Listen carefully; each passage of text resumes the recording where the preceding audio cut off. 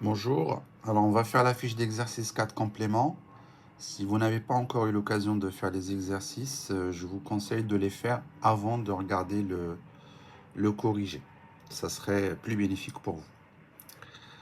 Alors on commence par l'exercice 15. On considère la figure suivante composée de 5 parallélogrammes de même dimension. Et les questions qui vont être posées après ils vont se baser sur cette figure. Alors première question, on doit exprimer ces deux expressions sous la forme AB plus BAE. A et B sont deux réels. C'est à nous de trouver la valeur de A et la valeur de B en fonction de ce qu'on va trouver comme résultat en nous basant sur la figure. Alors, on va commencer par la première. Alors, 2AF plus GH plus 2GJ. Quelles sont les possibilités qui s'offrent à moi? D'abord, donc, la figure, il faut bien observer cette figure et d'utiliser soit la relation de Chasles, soit la propriété du parallélogramme, et puis faire attention aux égalités de vecteurs qui sont évidentes dans la figure. Par exemple, je dis ça comme ça, AE c'est la même chose que BF, c'est la même chose que CG, c'est la même chose que DH. Je ne sais pas, moi, BC c'est la même chose que FG, c'est la même chose que JK, parce que ils ont la même direction, même sens, même norme. Par exemple, je ne sais pas, moi, AB, c'est la moitié de AC. Ou, je ne sais pas, FG, c'est la moitié de FH, etc. D'accord? Donc, il y a plein de possibilités qui s'offrent à nous, mais il va falloir utiliser la bonne démarche pour pouvoir répondre à la question. Et la bonne démarche, elle consiste à aller chercher AB et AE. D'accord? Donc, on va commencer. Donc, AF, est-ce que je peux l'exprimer en fonction de AB et d'AE? AF, il est là. AB, il est là. AE, il est là. Donc, je peux dire que AF égale AB plus AE, puisque EFBA est un parallélogramme. Et d'après la propriété du parallélogramme que j'applique sur le parallélogramme EFBA ou ABFE, comme vous voulez, eh bien, AF va être égal à AB plus AE. GH, il est là, c'est la même chose que AB. D'accord? Et puis GJ, qui est là, c'est la même chose que AE. Et donc, je vais pouvoir manipuler que des AB et des AE pour exprimer cette somme en fonction d'AB et d'AE. Donc, on va commencer. Alors, je vais formuler tout ce que je viens de dire. Alors, exercice 15.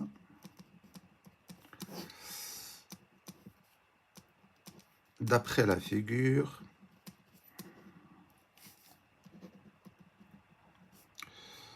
on a alors AF égale AB plus AE. Et ça, c'est d'après la propriété du parallélogramme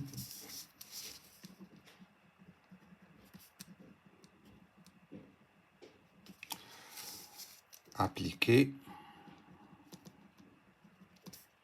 à quel parallélogramme?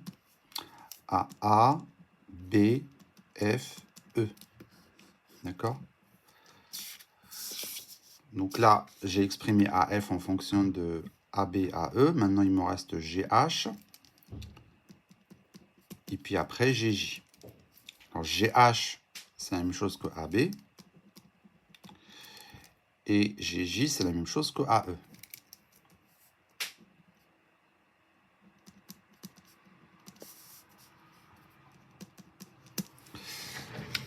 Et maintenant, je n'ai plus qu'à réécrire l'expression et l'exprimer en fonction de AB de AE. Donc 2AF plus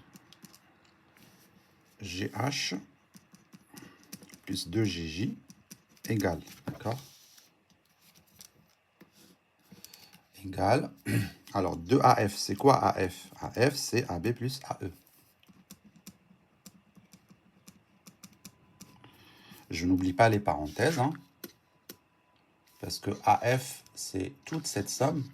Si j'oublie les parenthèses ici, je vais mettre 2AB plus AE, et ça serait pas bon parce que je dois mettre quand même les parenthèses, parce qu'en développant, ça va donner 2AB plus 2AE, et non pas 2AB plus AE, d'accord?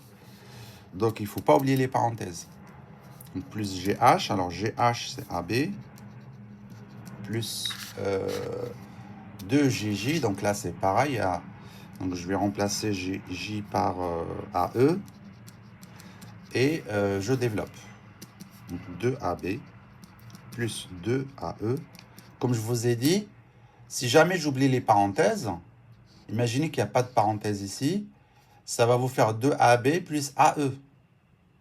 Or, j'ai 2AB plus 2AE. D'accord? Donc, les parenthèses ici sont vraiment obligatoires avant de développer. Plus AB plus 2AE. Maintenant, j'ai 2AB plus AB, ça fait 3AB. 2AE plus 2AE, ça fait 4AE. Et donc là, j'ai répondu à la première question puisque j'ai exprimé cette expression en fonction de AB et AE avec A égale 3 et B égale 4. D'accord? A égale 3 et B égale 4 dans le résultat que j'ai trouvé. Je passe à la question B. Donc la même chose, la même démarche. Donc là, j'ai BC déjà. Alors BC, c'est la même chose que AB. Donc toujours d'après la figure.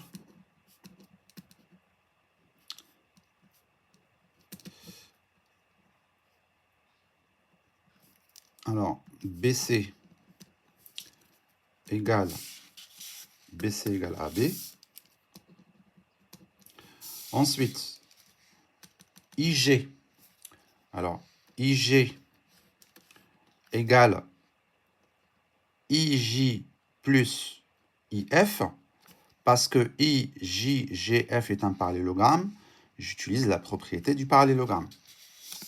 Donc, IG égale, alors égale IJ plus IF. D'accord?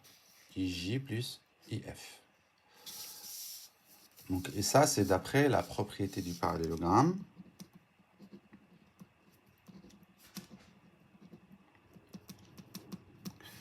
Du parallélogramme.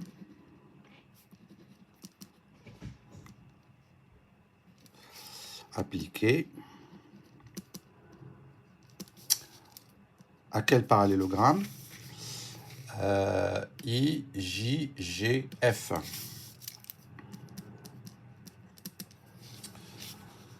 Ok.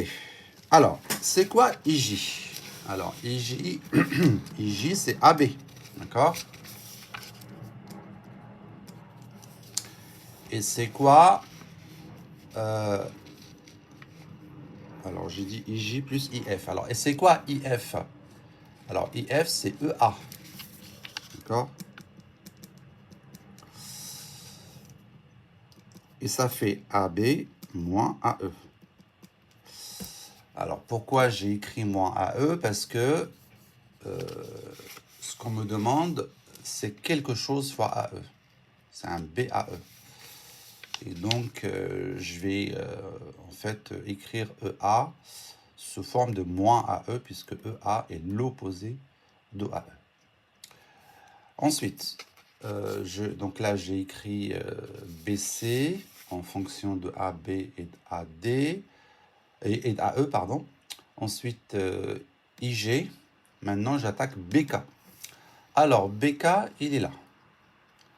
Qu'est-ce que je remarque? Je remarque que BK est égal à BI plus BD, puisque IKDB est un parallélogramme.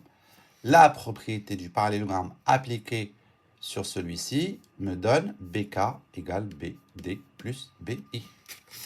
Je vais écrire ça. Alors, donc, je vais faire comme ça.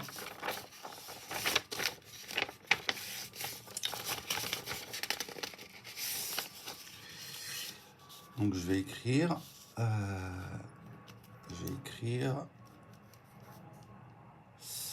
BK égale BI ou BD, pardon, BD plus BI. Et ça, c'est d'après la propriété du parallélogramme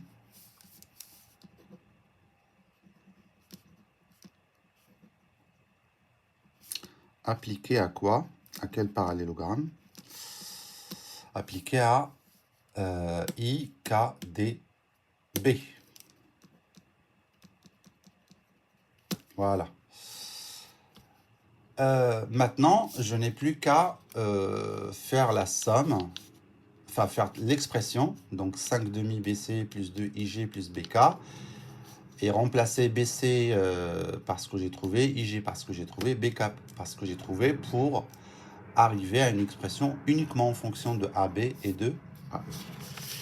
Alors ici, j'avais déjà calculé avant. Je vais faire apparaître ce que j'avais trouvé juste avant. Alors donc, du coup, je vais réécrire cette expression. Hop, donc 5 demi BC plus 2 IG plus BK égale 5 demi. C'est quoi BC? C'est AB. Plus 2, c'est quoi IG? C'est AB moins AE. Et je n'oublie pas les parenthèses. Plus BK, c'est quoi BK? BK, alors c'est BD plus BI, oui, mais j'ai oublié de préciser quand même c'est quoi BD, c'est quoi BI. Alors on va revenir. Alors BD, c'est le double de AB. Donc c'est 2AB plus, alors BI, c'est le double de AE. Et après, je remplace ici. Donc BK, c'est 2AB plus 2AE. Voilà, égal. Donc ça fait, alors 5 demi AB plus, alors je développe, 2AB moins 2AE plus 2AB plus 2AE. Ensuite, je simplifie. Alors, j'ai 5 demi AB, 2AB, 2AB. Alors, ça fait combien? Ça fait 5 demi plus 2, le tout AB. Ensuite, j'ai moins AE, moins 2AE plus 2AE. Donc, ça fait vecteur nul. Donc, ça, je simplifie. Alors, 5 demi plus 2, ça fait 13 demi AB. Donc là, si vous faites un dénominateur commun égale 2, ça va vous faire 5 plus 4, ça fait 13. 13 demi. Donc voilà. Maintenant, je vais faire la deuxième question. Alors, juste pour vous dire que ici, notre A vaut 13 demi et notre B vaut 0. D'accord? Parce que là, en fait, A, c'est 13 demi dans notre cas, dans le cas de la question B. Donc, notre A vaut 13 demi. Mais comme il n'y a pas de AE, ben B, donc du coup, vaut 0 dans notre cas. D'accord? Alors, donc on va faire ça. Alors, simplifier la somme. Donc, on va s'inspirer de ce qu'on a fait avant, d'accord, pour simplifier ces deux expressions. Donc, on va essayer d'écrire tout en fonction de AB et de AE, et puis après, on va simplifier. Donc, allons-y. Alors, donc, dans la figure, je vais écrire AJ en fonction de AB et de AE. Alors, d'après la figure,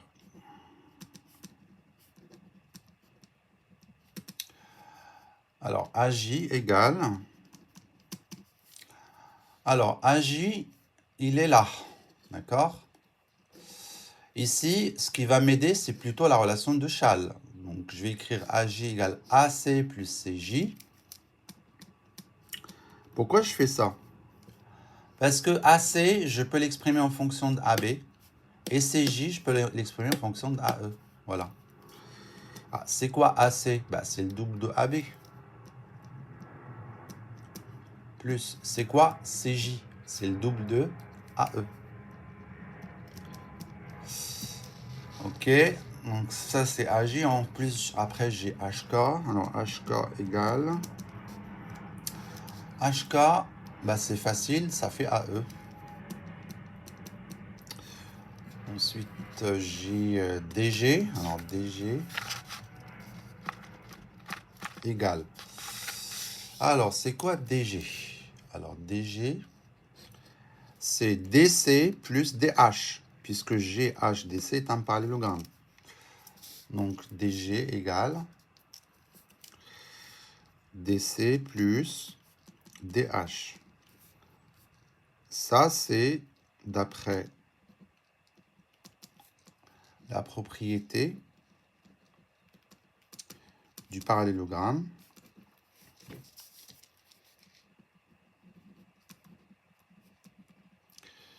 appliqué à quel parallélogramme?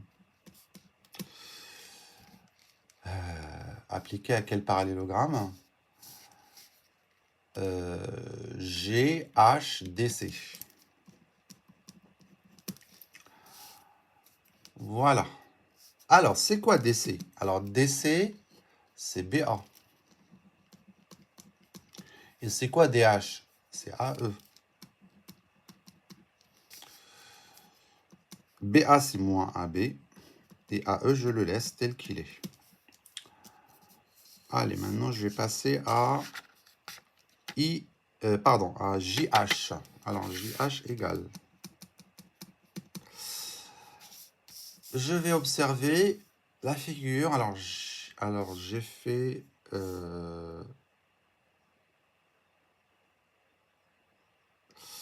JH, il est là.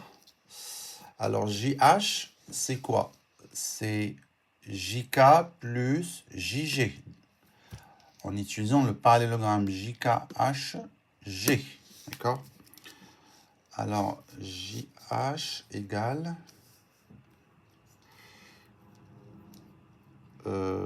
JK plus JG. Donc, d'après la propriété du parallélogramme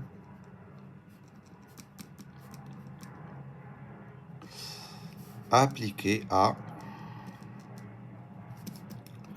quel parallélogramme? JKHG. JKHG. Voilà. Maintenant, je remplace. Alors, c'est quoi JK? JK, c'est AB. C'est quoi JG? C'est EA. OK. Ensuite, je laisse AB tel qu'il est et je remplace EA par moins AE. Alors maintenant, je n'ai qu'à faire les opérations et puis simplifier. Alors, donc, ce qu'on m'a demandé, c'est de simplifier. Alors, c'est... Je vais faire juste un peu comme ça.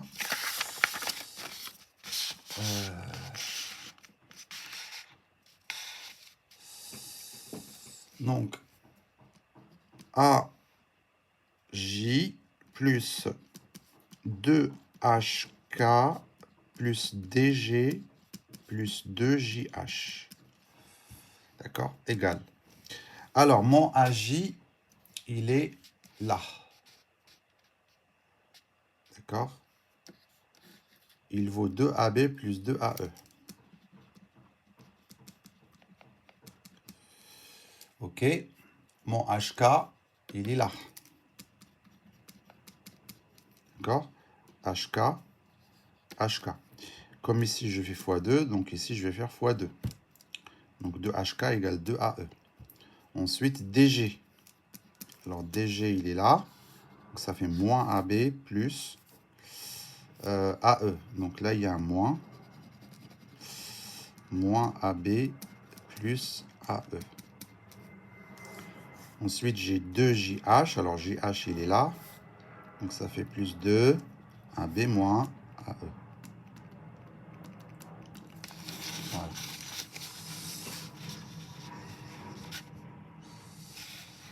Donc, je vais juste réexpliquer parce que je pense que vous n'aviez pas tout vu. Alors, donc, AJ égale 2AB plus 2AE. D'accord? Ça, c'est AJ. Maintenant, 2HK. Alors, 2, il est là. HK, c'est AE. Il est là. Ensuite, plus DG. Mais DG, c'est quoi? C'est moins AB. Donc, il est là. Plus AE. Il est là. Plus 2, il est là.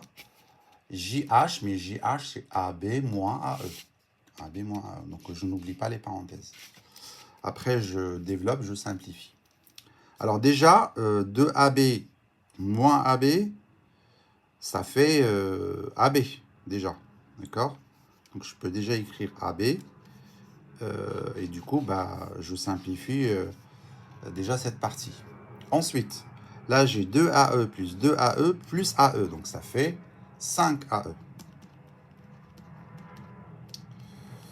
Ensuite, j'ai plus 2AB moins 2AE égale. Alors, c'est quoi AB plus 2AB? Ça fait 3AB. 5AE moins 2AE, bah, ça fait plus 3AE. Donc voilà, j'ai simplifié l'expression et ça vaut 3AB plus 3AE. Alors maintenant, je vais passer à l'exercice 16. Alors l'exercice 16, on considère 4 points, A, B, C et M, ainsi que le vecteur U qui vaut cette expression. Et on doit montrer que U peut s'exprimer indépendamment du point M. Alors, ça veut dire quoi? U s'exprime indépendamment de M. Eh bien, ça veut dire que si jamais je fixe A, B et C, d'accord? Peu importe le point M, je le mets n'importe où sur le plan, eh bien, le vecteur U sera toujours le même.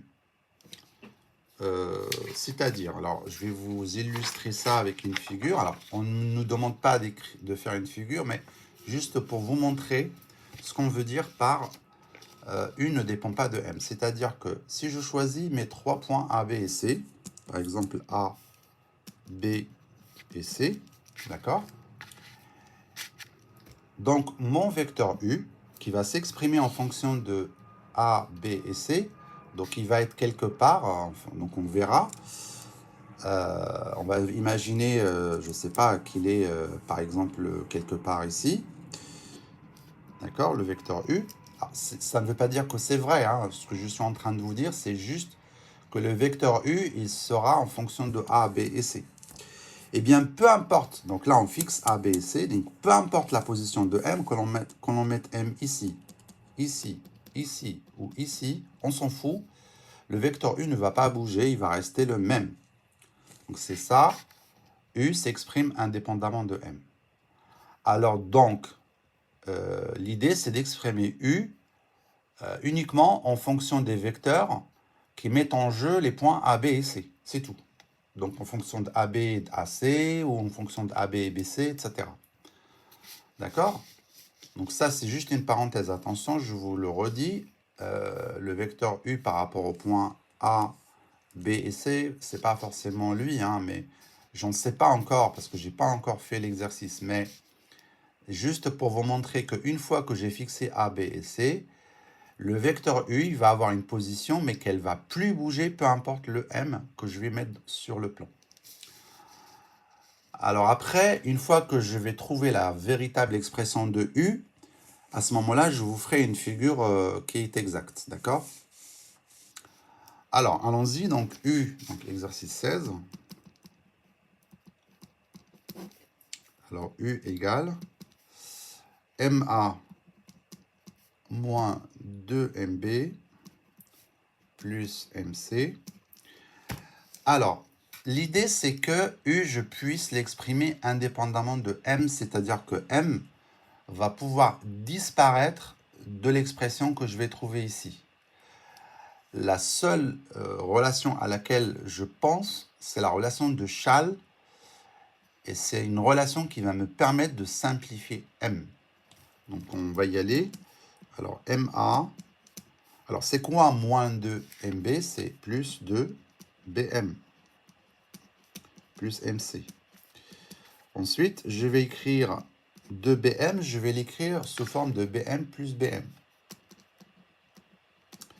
Je vais vous dire pourquoi.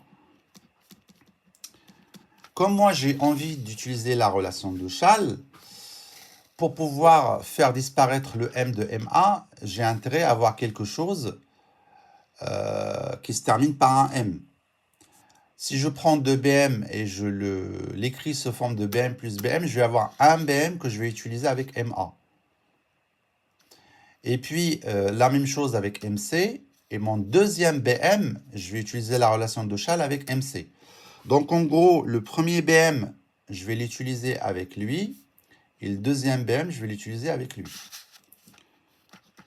Allons-y, donc BM plus MA par la relation de Schall, ça fait BA. Plus BM plus MC par la relation de Schall, ça fait BC. Donc voilà. Donc on a bien exprimé U indépendamment de M. Donc, si je souhaite faire une figure maintenant que je connais la valeur du vecteur U, en fonction de AB, enfin de BA et de BC, si je place ici le point A, ici le point B, ici le point C, d'accord? Donc, BA, il est là, BC, il est là, d'accord? Et donc, BA plus BC, il va être là.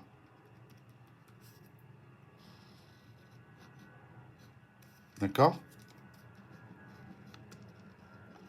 Donc ça, c'est BA, ça, c'est BC, et ça, c'est la somme des deux. BA plus BC égale ce vecteur. Et donc, ce vecteur-là, c'est U. D'accord? Qui vaut BA plus BC. Donc, ce vecteur U, là, ce qu'on nous dit, c'est que vous mettez le point M ici. Vous mettez le point M ici. D'accord? Vous le mettez là, comme vous voulez. D'accord? Eh bien, peu importe la position de M, si vous faites MA moins de MB plus MC, c'est-à-dire U, vous allez toujours trouver BA plus BC. C'est-à-dire que vous allez toujours trouver ce vecteur-là qui ne dépend que du vecteur BA et du vecteur BC, et non pas de M. Donc voilà, c'est ça ce qu'on voulait dire par montrer que U peut s'exprimer indépendamment de M. Voilà. On va passer à l'exercice 17. Alors, l'exercice 17, on a déjà la figure. Donc, ABCD est un parallélogramme. Et puis, IE, ça fait un tiers de ID. Et la finalité de l'exercice, c'est de montrer que A, E et C sont alignés. C'est-à-dire que A, E et C appartiennent à la même droite. Donc, on va essayer de faire ça.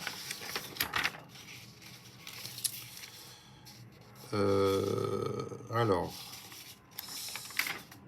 je vais écrire ici. Hop. Allons-y. Exercice 17.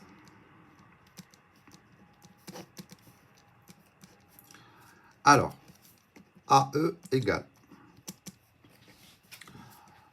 Moi, on me demande d'écrire AE en fonction de AI et de AD. Là, j'ai un AE. J'ai besoin d'un AI. Qu'est-ce que j'introduis? I. Eh bien, je vais le faire. Hop. J'ai mon AI. Maintenant, j'ai un IE. Et moi, j'ai besoin de AD. Comment je fais? J'ai IE qui est égal à 1 tiers ID. Très bien. Donc, je vais remplacer IE par 1 tiers ID. OK.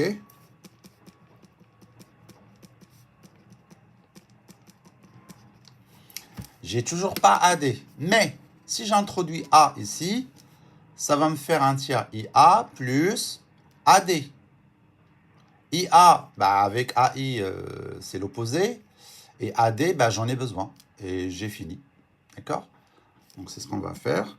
Donc, AI plus 1 tiers IA plus AD égale AI plus 1 tiers IA plus 1 tiers AD égale AI.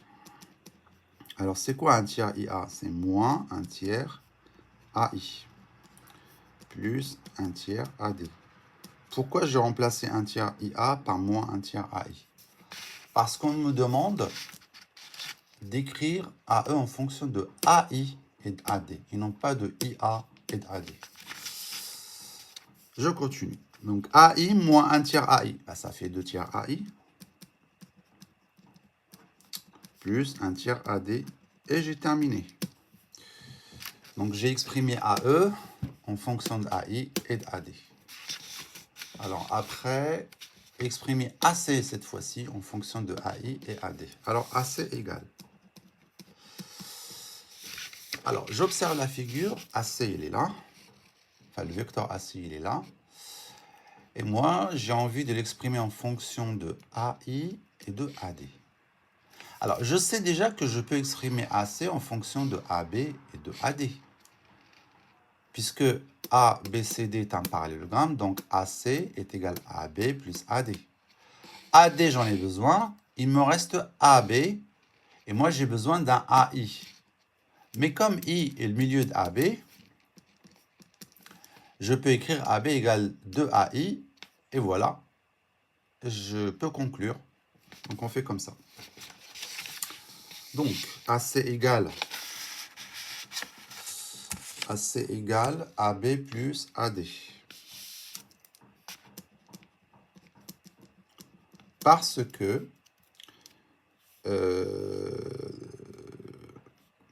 que ABCD est un parallélogramme, on applique la propriété du parallélogramme. Donc, AC égale AB plus AD d'après la propriété du parallélogramme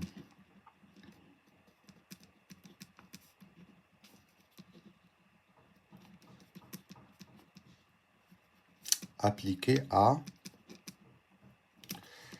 ABCD, le parallélogramme ABCD. Ensuite, AB, c'est le double de AI, parce que I est le milieu de AB. Donc, je remplace AB par 2 AI. Plus AD. Alors, je vais quand même le préciser. En effet, AB égale 2 AI, car I est le milieu de AB, du segment AB. OK. Donc, AC égale, alors 2AI, je le garde.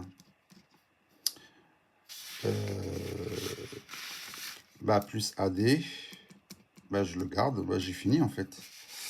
Plus AD, pardon. 2AI plus AD. J'ai fini. Alors, ensuite, d'exprimer alors AE en fonction de AC. AE en fonction de AC. Donc, moi, AE, je l'avais trouvé ici. Et AC, je l'ai trouvé ici. Je dois exprimer AE en fonction de AC. Qu'est-ce que je remarque? Je remarque que AE s'écrit en fonction de AID AD, AC s'écrit en fonction de AID AD. Est-ce que en multipliant AC par quelque chose, je peux trouver AE?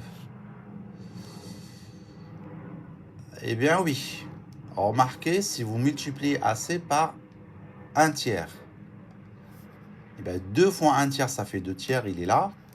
Et 1 tiers fois 1, ça fait 1 tiers, il est là. Donc on va l'écrire. Hein. On va dire que ça, c'était 2. Et là, c'est 3. On a trouvé que AE égale 2 tiers AI plus 1 tiers AD.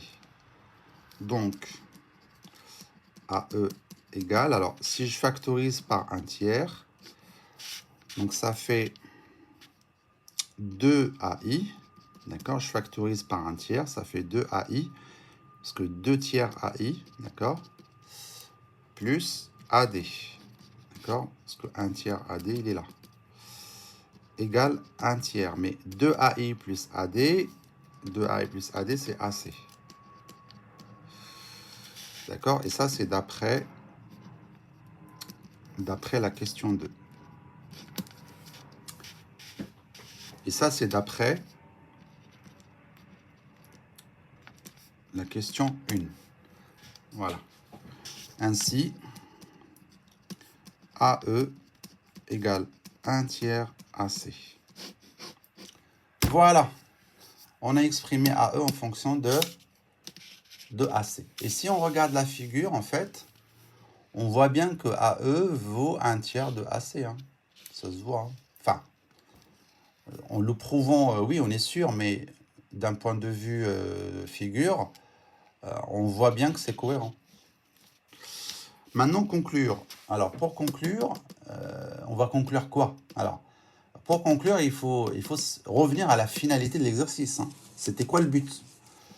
Donc, c'est pour ça qu'il faut bien lire l'énoncé. Hein. On souhaite démontrer que les points sont alignés. C'est ça la finalité. Donc, comment, à partir de l'égalité suivante, comment on peut conclure que les points A, C et E sont alignés? Ou les points A, E et C sont alignés. Comment on va le faire? Qu'est-ce qu'on a vu dans le cours? On a vu dans le cours que lorsque vous avez deux vecteurs U et V qui vérifient U égale KV, ça veut dire que U et V, ils ont la même direction. Donc si AE égale un réel AC, donc ici 1 tiers AC, ça veut dire que AE et AC, ils ont la même direction. Et ça veut dire quoi, ils ont la même direction? Ça veut dire que la droite AE est parallèle à la droite AC. Mais comme A est un point commun des deux droites AE et AC, bah forcément AE et AC sont deux droites qui sont confondues. Ils sont parallèles et ils partagent un point, donc ils sont confondus. Et ça veut dire quoi, AE et AC confondus? Bah, ça veut dire que AE et C, ils sont alignés, ils appartiennent à la même droite. C'est ce qu'on va dire en fait. Donc 4, on va dire que AE égale 1 tiers AC, donc AE est parallèle à AC, parce que donc AE et AC, ils ont la même direction. Bon, bah, on peut l'écrire, hein, si vous voulez. AE et AC ont la même direction.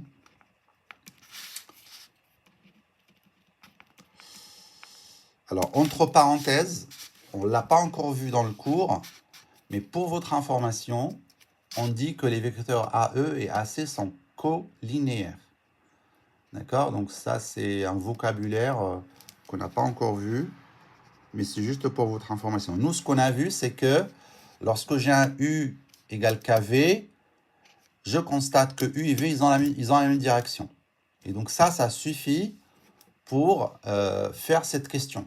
D'accord? Donc AE égale 1 tiers AC, donc AE et AC, ils ont la même direction.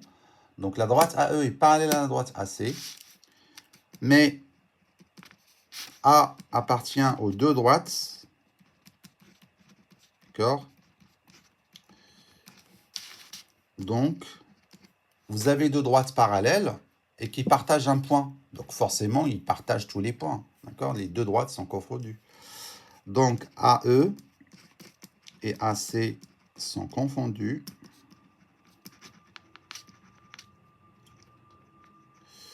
Les deux droites sont confondues. C'est-à-dire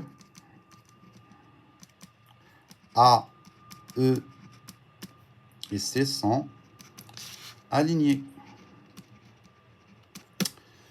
Et nous avons terminé cette fiche d'exercice complémentaire.